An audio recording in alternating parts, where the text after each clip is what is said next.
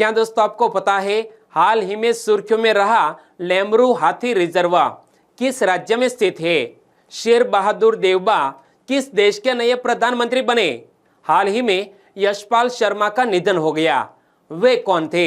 ऐसे ही 13 बड़ी खबरों को कवर करते हुए हमने आज का बोले तो 14 जुलाई 2021 का करंट अफेयर का वीडियो तैयार किया है।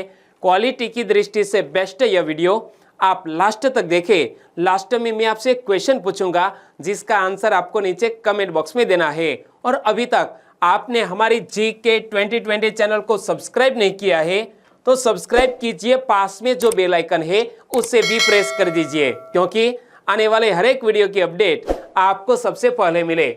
चलिए बिना वक्त गवाए स्टार्ट करते हैं पहले क्वेश्चन से। लेकिन सबसे पहले मोटिवेशन कोट्स आज मैं आपके सामने लेकर आया हूं। आज का कोट्स है, अभी तो इस बाज की असली उड़ान बाकी है, अभी तो इस बाज की असली उड़ान बाकी है, अभी तो इस परिंदे का इम्तिहान बाकी है, अभी अभी मैंने लांघा है समुंदरों को, अभी तो पूरा आसमान बाकी है।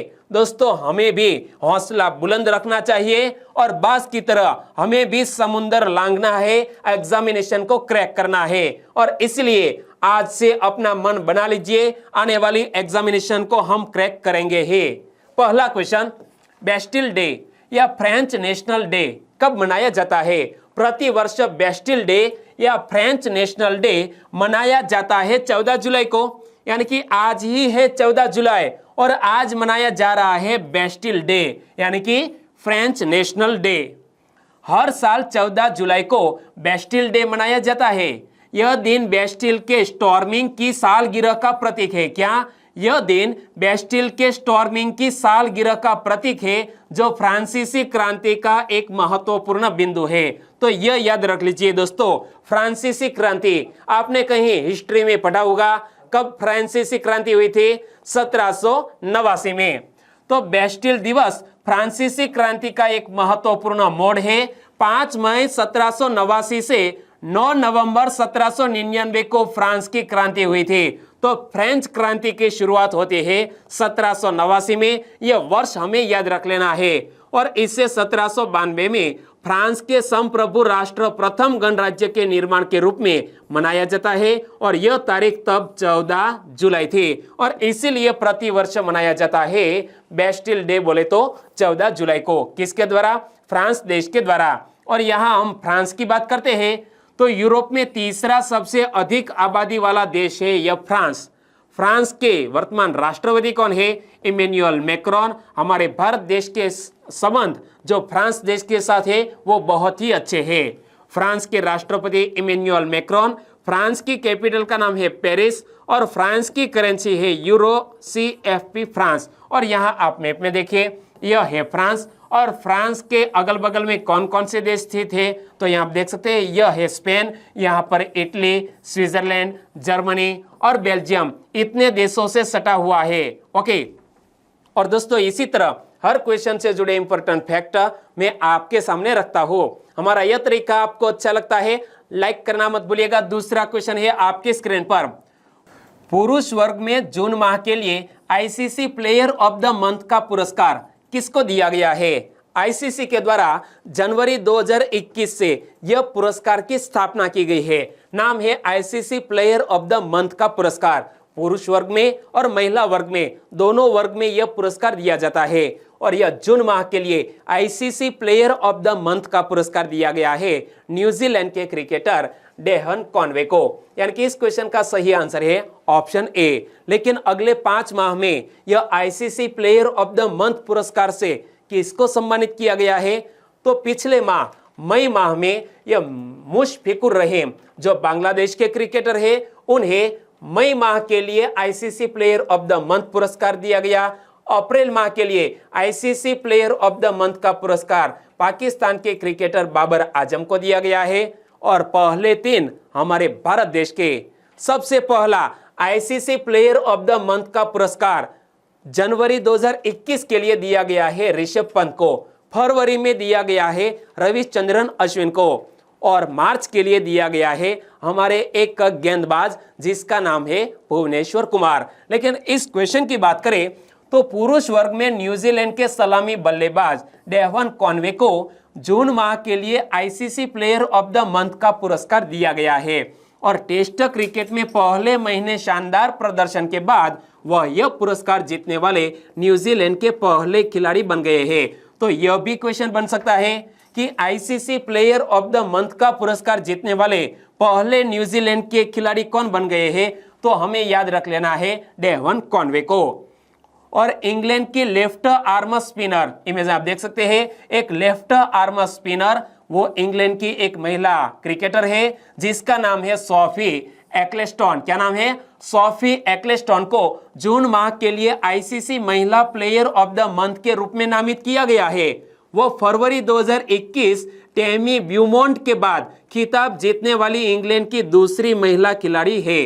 तो याद रखो, फरवरी 2021 में आईसीसी महिला प्लेयर ऑफ द मंथ किसको चुना गया था? इंग्लैंड की ब्यूमोंट, टेमी ब्यूमोंट को। और उनके बाद इंग्लैंड की यह दूसरी महिला खिलाड़ी बन गई है जिन्हें यह आईसीसी महिला प्लेयर ऑफ द मंथ का पुरस्कार मिला हो। नाम मत भूलिएगा, सोफी एक्लेस्टन। और मई के लिए ICC player of the month पुरस्कार किसको दिया गया था? तो वो मैंने आपको बताया, बांग्लादेश के क्रिकेटर मुशफिकुर रहीम को। और यह बात मैंने आपको पिछले मंथ में बताई थी। अंतरराष्ट्रीय क्रिकेट परिषद यानी कि आईसीसी ने स्कॉटलैंड की कैथरीन ब्राइस, इमेज आप देख सकते हैं, स्कॉटलैंड की कैथरीन ब्राइस और बांग्लादेश के मुशफिकुर रहीम को मई के लिए ICC player of the month awards के विजेताओं के रूप में घोषित किया था।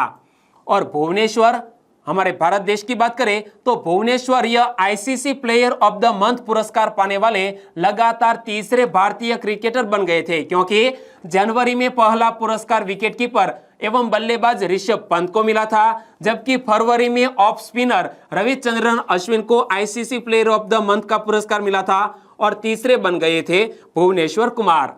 और आईसीसी की बात करें तो आईसीसी के नए चेयरमैन कौन बन गए हैं? न्यूजीलैंड के ग्रेग बार्कले, वो आईसीसी के नए चेयरमैन बन गए हैं। और हाल ही में कुछ दिन पहले ही यह क्वेश्चन मैंने बताया था, आईसीसी के सीईओ का पद किसने संभाला है? जियोफ अलार्डिस, इमेज आप देख सकते हैं, जियोफ अलार्डिस, उन्होंने मनु साहनी का स्थान लिया है। जियोफ अलार्डिस बोले तो आईसीसी के वर्तमान सीईओ। तीसरा क्वेश्चन, सभी निवासियों और अतिथि आबादी का टीकाकरण करने वाला पहला केंद्र शासित प्रदेश कौन बन गया? हमारा भारत देश का पहला ऐसा केंद्र शासित प्रदेश जहां पर सभी का कोविड-19 वैक्सीनेशन किया गया है, ऐसा पहला केंद्र शासित प्रदेश बन गया है लद्दाख। यानी कि इस क्वेश्चन का सही आंसर है लद्दाख। लद्दाख सभी निवासियों और अतिथि आबादी का टीकाकरण करने वाला पहला केंद्र शासित प्रदेश बन गया है। इसमें प्रवासी मजदूरों, होटल श्रमिकों और क्षेत्र में अपनी आजीविका कमाने वाले नेपाली नागरिक भी शामिल है।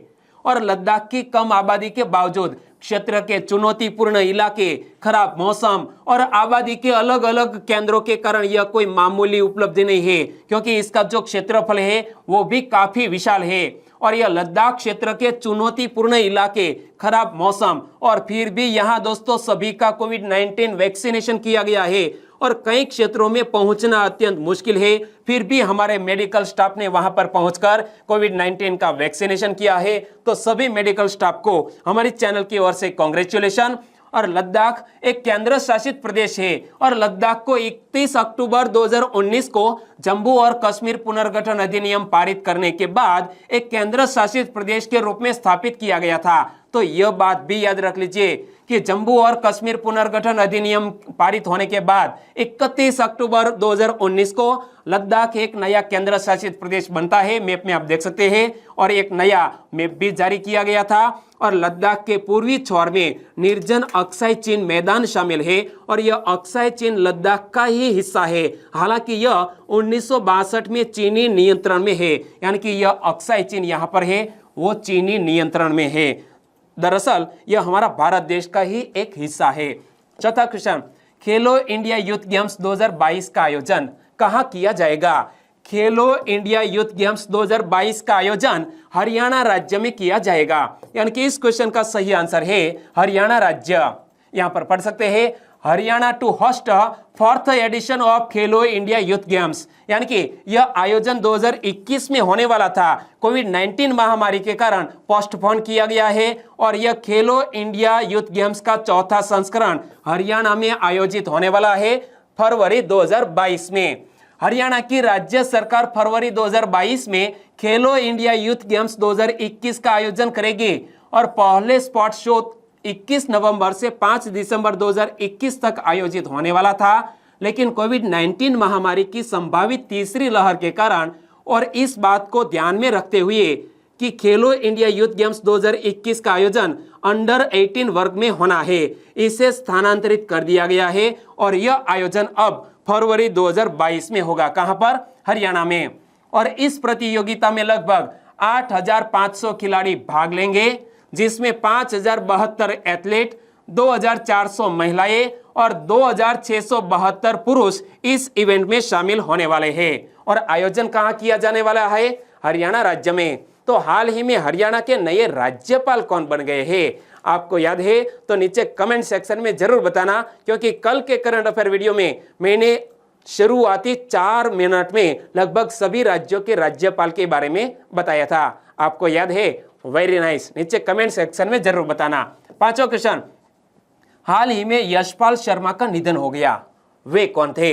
इमेज आप देख सकते हैं। हाल ही में यशपाल शर्मा का निधन हो गया। वो हमारे भारत देश के एक जाने माने क्रिकेटर थे। उतना ही नहीं, 1983 के क्रिकेट वर्ल्ड कप जीतने वाली हमारे भारतीय क्रिकेट टीम का हिस्सा थे यशपाल शर्मा, जिसका हाल ही में निधन हो गया है। यानी कि इस क्वेश्चन का सही आंसर है क्रिकेटर थे। और यहां पर देखिए क्या लिखा है, श्रद्धांजलि।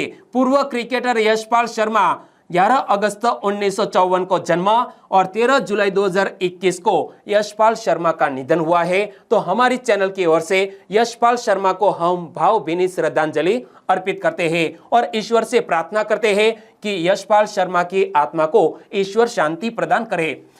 टीम इंडिया के क्राइसिस मैन के नाम से मशहूर और पूर्व भारतीय क्रिकेटर यशपाल शर्मा का निधन हो गया। हार्ट अटैक की वजह से यशपाल शर्मा का निधन हुआ है और 66 वर्ष की उम्र में उन्होंने अंतिम सांस ली है। तो याद रखो, यशपाल शर्मा का एक उपनाम भी है। क्या? क्राइसिस मैन के नाम से कौन मशहूर है? यशपाल शर्मा। तो यहां से भी क्वेश्चन बन सकता है। और निधन की वजह क्या है? Heart attack. कितनी साल की आयु में निधन हुआ है? 66 वर्ष की आयु में निधन हुआ है। और यशपाल शर्मा उस टीम इंडिया का हिस्सा रहे थे जिसने 1983 में पहली बार वर्ल्ड कप जीता था। 37 टेस्ट और 42 वनडे मैच खेलने वाले यशपाल 1983 वर्ल्ड कप में भारत की ओर से सबसे ज्यादा रन बनाने वालों में दूसरे नंबर पर थे। क्या? 1983 वर्ल्ड कप में भारत की ओर से सबसे ज्यादा रन बनाने वालों क्रिकेटर यानी कि बल्लेबाज में दूसरे नंबर पर थे यशपाल शर्मा, जिसका हाल ही में निधन हुआ है। और यशपाल शर्मा के निधन पर उनके साथी और पूर्व कप्तान ऐसे कपिल देव जी रो पड़े।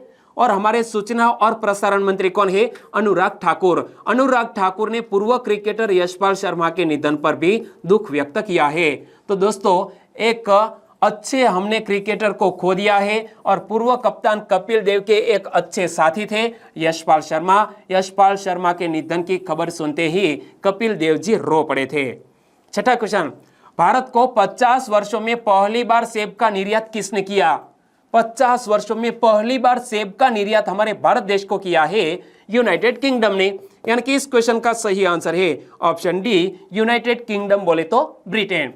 यूके और भारत के बीच मजबूत व्यापार साझेदारी के संकेत के रूप में अंतरराष्ट्रीय व्यापार के लिए यूके के विदेश मंत्री लिज ट्रस द्वारा सेब के निर्यात का स्वागत किया गया है। यानी कि यह यूके द्वारा हमारे भारत देश में यह सेब पहुंच चुके हैं एप्पल। और सेब का निर्यात अनहैंस्ड ट्रेड पार्टनरशिप के तहत किया गया था, जिस पर मई 2021 में दोनों देशों के प्रधानमंत्रियों ने सहमति जताई थी। यानी कि दोनों देशों के प्रधानमंत्री। तो यह यूनाइटेड किंगडम के वर्तमान प्रधानमंत्री कौन है? दोस्तों, बालों की वजह से पहचाने जाते हैं, वो है बोरिस जॉनसन। कौन? Boris Johnson. और 2030 तक यूनाइटेड किंगडम और भारत के बीच द्विपक्षीय व्यापार को 2 गुना करने का लक्ष्य भी निर्धारित किया गया है। दोनों देशों ने निर्धारित किया है कि यूनाइटेड किंगडम और भारत के बीच का यह द्विपक्षीय व्यापार है, इसको 2 गुना करना है। कब तक? 2030 तक। और भारत यूके में दूसरा सबसे बड़ा निवेशक भी है, जबकि यूके भारत में दूसरा सबसे तेजी से बढ़ने वाला G20 निवेशक रहा है। और यहाँ हम बात करते हैं दोस्तों यूनाइटेड किंगडम के। तो यहाँ मैप में देखिए कितने देशों को मिलाकर ये यूनाइटेड किंगडम बनता है। 4 देशों को मिलाकर यूनाइटेड किंगडम बनता है। एक है नॉर्थ आयरलैंड, यह है स्कॉटलैंड, इंग्लैंड और वेल्स, यानी कि 4 देशों से बनता है यूनाइटेड किंगडम। यूनाइटेड किंगडम एक संवैधानिक राजाशाही और एकात्मक राज्य है जिसमें 4 देश शामिल है। कौन कौन से? इंग्लैंड, उत्तरी आयरलैंड, स्कॉटलैंड और वेल्स। और यह एक संसदीय प्रणाली द्वारा संचालित है जिसकी राजधानी लंदन में सरकार बैठती है। और यूनाइटेड किंगडम में 3 न्यायगत राष्ट्रीय प्रशासन है। एक है बेलफास्ट, दूसरा है कार्डिफ और तीसरा है एडिनबर्ग। और यह बेलफास्ट है वो उत्तरी आयरलैंड की कैपिटल है, वेल्स की कैपिटल का नाम है कार्डिफ और एडिनबर्ग किसकी कैपिटल है? स्कॉटलैंड की कैपिटल है। तो यह 3 न्याय राष्ट्रीय प्रशासन भी यहाँ यूनाइटेड किंगडम में है। 7वां क्वेश्चन, चांद पर हलचल होने से धरती पर विनाशकारी बाढ़ आने की भविष्यवाणी किसने की है? चांद पर हलचल होने से धरती पर बाढ़ आने की भविष्यवाणी नासा ने की है। यानी कि इस क्वेश्चन का सही आंसर है ऑप्शन ए, नासा। जलवायु परिवर्तन के चलते धरती पर तेजी से मौसम में बदलाव आ रहे हैं। इसके चलते ग्लेशियर पिघल रहे हैं। कई देशों में बाढ़ की स्थिति उत्पन्न हो गई है। और नासा ने अपनी रिपोर्ट में कहा है कि वर्ष 2030 में, कब? वर्ष 2030 में जलवायु परिवर्तन के चलते बढ़ते समुद्र के जल स्तर के साथ चांद अपनी कक्षा में डगमगाएगा, जिससे धरती पर विनाशकारी बाढ़ आएगी। और नासा का यह अध्ययन क्लाइमेट चेंज पर आधारित जर्नल नेचर में 21 जून को प्रकाशित हुआ था। 8वां क्वेश्चन, शेर बहादुर देवबा कहाँ के प्रधानमंत्री बने? इमेज में आप देख सकते हैं शेर बहादुर देवबा हाल ही में नेपाल देश के प्रधानमंत्री बने हैं। यानी कि इस क्वेश्चन का सही आंसर है नेपाल। हाल ही में नेपाल के सर्वोच्च न्यायालय ने यानी कि सुप्रीम कोर्ट ने संसद के निचले सदन प्रतिनिधि सभा को बहाल कर दिया है और राष्ट्रपति विद्यादेवी भंडारी को नेपाली कांग्रेस के प्रमुख शेर बहादुर देवबा को देश का प्रधानमंत्री नियुक्त करने का आदेश दिया है। तो हाल ही में यह नेपाल की सुप्रीम कोर्ट ने हस्तक्षेप किया है और राष्ट्रपति विद्यादेवी भंडारी को नेपाली कांग्रेस के प्रमुख ऐसे शेर बहादुर देवबा को देश का प्रधानमंत्री नियुक्त करने का आदेश दिया है। और आदेश के मुताबिक शेर बहादुर देवबा को अपनी नियुक्ति के 1 माह के भीतर सदन में विश्वास मत हासिल करना होगा। बीते 5 माह में यह दूसरी बार है जब न्यायालय ने सदन को बहाल किया है। और नेपाली कांग्रेस के प्रमुख ऐसे शेर बहादुर देवबा का जन्म 13 जून 1946 को नेपाल के सुदूर पश्चिमी क्षेत्र के दडेलहुरा जिले में हुआ था। कहां पर? दडेलहुरा जिले में यह शेर बहादुर देवबा का जन्म। और वर्ष 1971 में उन्होंने नेपाल छात्र संघ की स्थापना की और उसके अध्यक्ष भी बने तथा वर्ष 1980 तक इस पद पर वो बने रहे। 9वां क्वेश्चन, हाल ही में सुर्खियों में रहा लेमरू हाथी रिजर्व किस राज्य में स्थित है? इमेज में आप देख सकते हैं लेमरू हाथी रिजर्व किस राज्य में स्थित है? छत्तीसगढ़ में। यानी कि इस क्वेश्चन का सही आंसर है ऑप्शन सी, छत्तीसगढ़ में यह लेमरू हाथी रिजर्व हमारा भारत देश का सबसे पहला हाथी रिजर्व है। लेमरू किस राज्य में स्थित है? छत्तीसगढ़ में। यानी कि इस क्वेश्चन का सही आंसर है छत्तीसगढ़। और यहाँ इस टाइटल को पढ़िए, क्या लिखा है? छत्तीसगढ़ में बनेगा देश का पहला हाथी रिजर्व लेमरू। लेकिन यह लेमरू करंट अफेयर में क्यों आया? तो देखो, हाल ही में छत्तीसगढ़ सरकार ने लेमरू हाथी रिजर्व क्षेत्र को 1995 वर्ग किलोमीटर से घटाकर 450 वर्ग किलोमीटर तक रखने का प्रस्ताव दिया है। इसीलिए करंट अफेयर में आया है लेमरू हाथी रिजर्व। वर्ष 2007 में केंद्र सरकार ने 450 वर्ग किलोमीटर वन्य क्षेत्र में लेमरू हाथी रिजर्व के निर्माण की अनुमति दी तथा वर्ष 2019 में राज्य सरकार ने इस क्षेत्र को 1995 वर्ग तक विस्तारित करने का फैसला किया। लेकिन हाल ही में फिर से यह फैसला लिया गया है लेमरू हाथी रिजर्व को 450 वर्ग किलोमीटर तक ही सीमित रखा जाएगा। लेकिन लेमरू हाथी रिजर्व यह छत्तीसगढ़ राज्य के किस जिले में स्थित है, वो भी क्वेश्चन बन सकता है। यह है छत्तीसगढ़ राज्य जिसका गठन मध्य प्रदेश में से हुआ है और छत्तीसगढ़ के कोरबा, कौन सा, यह कोरबा जिले में लेमरू हाथी रिजर्व स्थित है। और आरक्षित क्षेत्र को विस्तारित करने में सबसे बड़ी चुनौती यह थी कि कई कोयला खदानें अनुपयोगी हो जाएंगी। क्या, या कई सारी कोयला खदानें हैं वो अनुपयोगी हो जाएंगे। और लेमरू हाथी रिजर्व का महत्व क्या है वो भी देख लीजिए। अकेले उत्तरी छत्तीसगढ़ 240 से अधिक हाथियों का आवास स्थल है। क्या, यह उत्तरी छत्तीसगढ़ 240 से अधिक हाथियों का आवास स्थल है।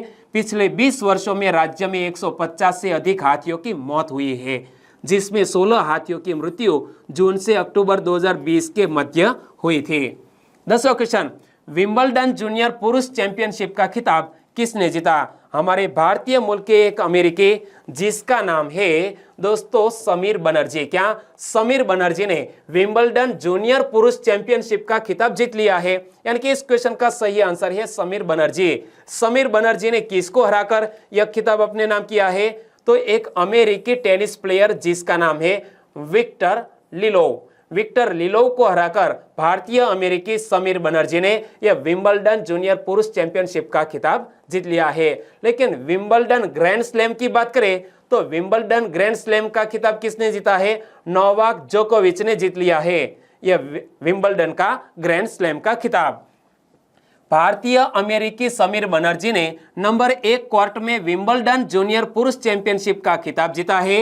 उन्होंने ऑल इंग्लैंड क्लब में ट्रॉफी अपने नाम करने के लिए जूनियर पुरुष फाइनल में अमेरिका के विक्टर लिलोव को 7-5, 6-3 से हराया और यह खिताब अपने नाम किया है समीर बनर्जी ने। और समीर बनर्जी के बचपन की बात करें तो 6 साल की उम्र में टेनिस खेलना शुरू करने वाले समीर बनर्जी हाल ही में फ्रेंच ओपन के पहले दौर में हार गए थे। अब समीर साल 2015 के बाद विंबलडन बॉयज चैंपियन बनने वाले पहले और यह खिताब हासिल करने वाले कुल 12वें अमेरिकी बन गए हैं। 11वां क्वेश्चन, राष्ट्रीय डॉल्फिन अनुसंधान केंद्र कहां स्थापित किया जाएगा? नेशनल डॉल्फिन रिसर्च सेंटर स्थापित किया जाएगा बिहार राज्य में। यानी कि इस क्वेश्चन का सही आंसर है बिहार। बिहार शहरी विकास विभाग ने गंगा से लगभग 200 मीटर की दूरी पर राष्ट्रीय डॉल्फिन अनुसंधान केंद्र, क्या, नेशनल डॉल्फिन रिसर्च सेंटर के भवन के निर्माण की मंजूरी दी है। और बिहार में इस अनुसंधान केंद्र का निर्माण इस लिहाज से भी महत्वपूर्ण है कि बिहार में विश्व की गंगा डॉल्फिन आबादी का 50% हिस्सा मौजूद है। तो यह भी हमें याद रख लेना चाहिए कि बिहार में विश्व की गंगा डॉल्फिन आबादी का कितना 50% हिस्सा अकेले बिहार राज्य में है। और यह केंद्र डॉल्फिन के संरक्षण प्रयासों को बढ़ावा देने के साथ साथ उसके बदलते व्यवहार, उत्तरजीविता कौशल, भोजन की आदतों, मृत्यु के कारणों और अन्य विभिन्न पहलुओं पर गहन शोध का अवसर प्रदान करेगा। और गंगा डॉल्फिन की बात करें तो गंगा डॉल्फिन हमारा राष्ट्रीय जलीय जीव भी है। क्या, यह गंगा डॉल्फिन हमारा राष्ट्रीय जलीय जीव भी है। तो गंगा डॉल्फिन को वर्ष 2009 में भारत सरकार द्वारा राष्ट्रीय जलीय जीव के रूप में मान्यता दी गई थी। और गंगा डॉल्फिन दुनिया की 4 फ्रेश वाटर डॉल्फिन प्रजातियों में से एक है। अन्य 3 प्रजातियां चीन की यांगत्जे नदी जो कि अब विलुप्त हो चुकी है, पाकिस्तान में सिंधु नदी और दक्षिण अमेरिका में अमेजन नदी में यह फ्रेश वाटर की डॉल्फिन पाई जाती है। और हमारे भारत देश में भी यह गंगा में पाई जाती है। और याद रखो गंगा डॉल्फिन को वर्ष 2009 में भारत सरकार द्वारा राष्ट्रीय जलीय जीव के रूप में मान्यता प्रदान की गई थी। 12वां क्वेश्चन, निम्न में से किस राज्य में विधानसभा अध्यक्ष, बोले तो स्पीकर का पद फरवरी 2021 से खाली है? क्या, स्पीकर का पद फरवरी 2021 से खाली है। हमारे संविधान के तहत कोई भी राज्य में विधानसभा के स्पीकर का पद खाली नहीं होना चाहिए, लेकिन फिर भी खाली है। कहां पर? यह है महाराष्ट्र में। यानी कि इस क्वेश्चन का सही आंसर है ऑप्शन सी, महाराष्ट्र। महाराष्ट्र में विधानसभा अध्यक्ष बोले तो स्पीकर का पद फरवरी 2021 से खाली है, जबकि लोकसभा और कई राज्य विधानसभाओं में उपाध्यक्ष यानी कि डिप्टी स्पीकर भी नहीं है। और संविधान में प्रावधान है कि अध्यक्ष का पद कभी भी खाली नहीं होना चाहिए, लेकिन फिर भी महाराष्ट्र में ऐसा है। और भारतीय संविधान के अनुसार अध्यक्ष को सदन का सदस्य भी होना आवश्यक है और आमतौर पर सत्ताधारी दल के सदस्य अध्यक्ष चुन लिए जाते हैं। 13वां और लास्ट क्वेश्चन, अविनाश साबले का संबंध निम्न में से किस खेल से है? अविनाश साबले हमारे भारत देश की ओर से टोक्यो ओलंपिक में शिरकत करने वाले हैं और अविनाश साबले का संबंध स्टीपल चेज से है। यानी कि इस क्वेश्चन का सही आंसर है ऑप्शन बी, स्टीपल चेज। और करंट अफेयर में क्यों आए अविनाश साबले? तो देखो, टोक्यो ओलंपिक खेल शुरू होने में अब कुछ ही दिन शेष है और आकाशवाणी से जारी श्रृंखला में ओलंपिक स्टीपल चेज में भारत का प्रतिनिधित्व करने वाले सेना के जवान अविनाश साबले की बात की गई है। और महाराष्ट्र के बीड जिले के सेना के जवान अविनाश साबले ने अपने करियर में 5 बार राष्ट्रीय रिकॉर्ड अपने नाम किया है। तो यहां से एक और क्वेश्चन बन सकता है कि अविनाश साबले किस राज्य के निवासी है? तो महाराष्ट्र के बीड जिले के एक सेना के जवान है। इमेज में आप देख सकते हैं, यह है महाराष्ट्र का बीड जिला। और अविनाश साबले ने पुरुषों की 3000 मीटर की स्टेपल चेज स्पर्धा में टोक्यो ओलंपिक के लिए क्वालिफाई किया है। तो हमें यह भी याद रख लेना चाहिए कि अविनाश साबले ने किस इवेंट में हमारे टोक्यो ओलंपिक में क्वालिफाई हुए हैं? 3000 मीटर की स्टेपल चेज में क्वालिफाई हुए हैं और उन्होंने 2018 में ही राष्ट्रीय रिकॉर्ड बनाकर विश्व चैंपियनशिप के लिए क्वालिफाई किया था। और फिर 2019 में दोहा में हुए विश्व एथलेटिक्स में 8 मिनट 26 सेकंड का समय निकालकर न सिर्फ ओलंपिक के लिए क्वालिफाई किया था बल्कि फाइनल में पहुंचकर एक इतिहास बनाया था अविनाश साबले ने। तो हमारे चैनल की ओर से कांग्रेचुलेशन। और वह विश्व चैंपियनशिप में स्पर्धा के फाइनल में पहुंचने वाले पहले भारतीय व्यक्ति भी बने थे। और अब बात करते हैं लास्ट वीडियो के क्वेश्चन के। लास्ट वीडियो में मैंने आपसे क्वेश्चन पूछा था 2019 में नोबेल शांति का पुरस्कार किसको मिला था? 2019 का नोबेल शांति का पुरस्कार मिला था अबी अहमद को। इथियोपिया के प्रधानमंत्री अबी अहमद को 2019 में शांति का नोबेल पुरस्कार मिला था। लगभग सभी दोस्तों ने बिल्कुल सही जिक्र किया है अबी अहमद। और इनमें से कुछ फ्रेंड के नाम लेना चाहूंगा तो वो है वसावा मिताक्षे, जयराज राठवा, राकेश जे, शहीद खान, हर्षा चुडासमा, रीना ए पटेल। सभी दोस्तों ने बिल्कुल सही जिक्र किया है। और शाहिद खान, आपका भी हमारे चैनल में स्वागत है। तो सतिंदर निर्मल, अर्पिता सोलंकी, रशीला डामोर, मानव वाघेला, हीराबेन बरंदा और HR हंसा, इन सभी दोस्तों ने अबी अहमद बिल्कुल सही आंसर दिया।